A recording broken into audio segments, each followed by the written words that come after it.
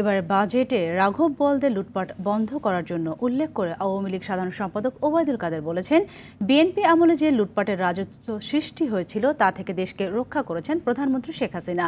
লুটপাট করে কেউ পার পাবে না, বেনজির আজিজদের দুর্নীতির বিচার হবে। 23 মে জুন আওয়ামী লীগের ৭৫তম প্রতিষ্ঠাবার্ষিকী উপলক্ষে যৌথ সভায় তিনি এসব কথা বলেন। ওবায়দুল কাদের বলেন, সাইফুর রহমান, বেগম খালেদা জিয়াও কালো টাকা সাদা করেছেন, তাহলে তারাও কি দুর্বৃত্ত?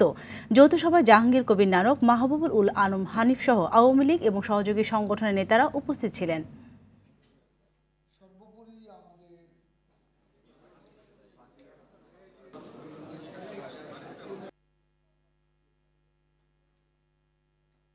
বিএনপি যখন আন্দোলনের কথা বলে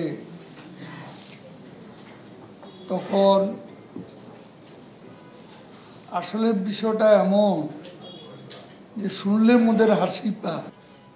আমাদের পালানোর ডাক দিয়ে নিজেরা পালিয়ে গেল পল্টনের স্টেজ থেকে, একে একে নেমে মুহূর্তে মাঠ খালি হয়ে গেল।